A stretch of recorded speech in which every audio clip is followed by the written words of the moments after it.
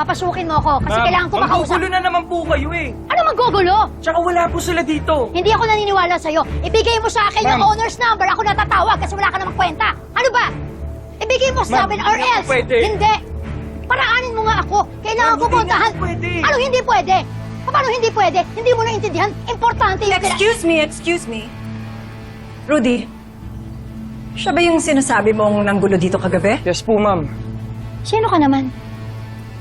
I'm the unit owner. Kaya pwede ba? Huwag kang umasta na parang ikaw ang may-ari ng building. Kinidnap ang anak ko. Ni Manuel. Menor de edad, hindi ba ako magwawala? Ah! Yung mabait na lumpo?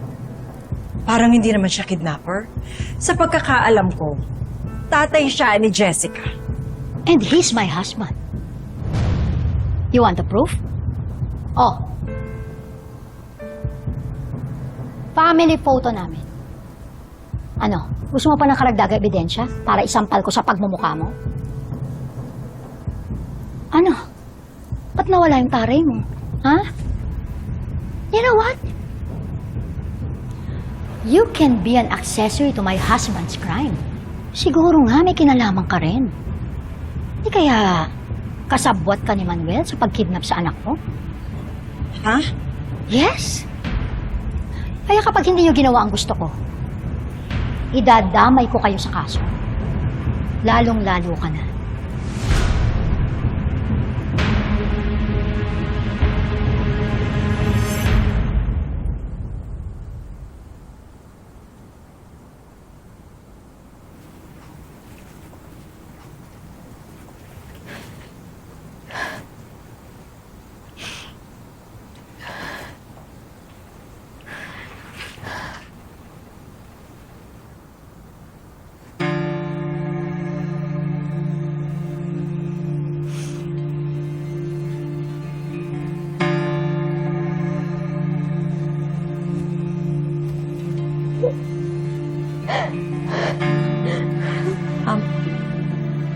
Miss Hazel?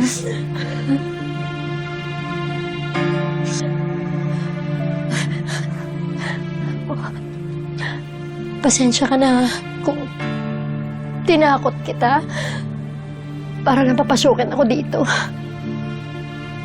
The truth is, I'm desperate. I'm broken. Nagtatapang-tapangan lang ako kanina. Please, don't get me wrong. I'm not a bad person. I love my husband. Gusto niya akong iwan para sa ibang babae. Ang masakit pa nun, na-brainwash niya pati yung anak namin. Kaya sinama niya.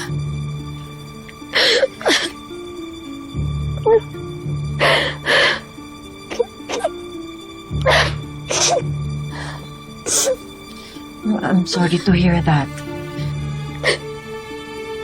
Alam ko naman may mali rin ako eh. Pero siguro naman, I deserve a second chance. I need my family's forgiveness. I want my family back. Please, help me. Please.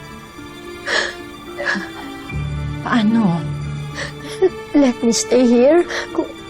Kung papayag ka, let me wait for them. Sige. Sige. Talaga. Kaya lang paano kung tumawag sila sa'yo, yung guard, baka bigla akong paalis I'll help you.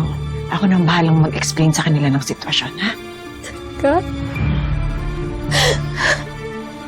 Maraming salamat.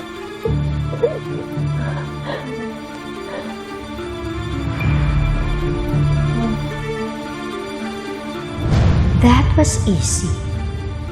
Ang dali talagang manguto.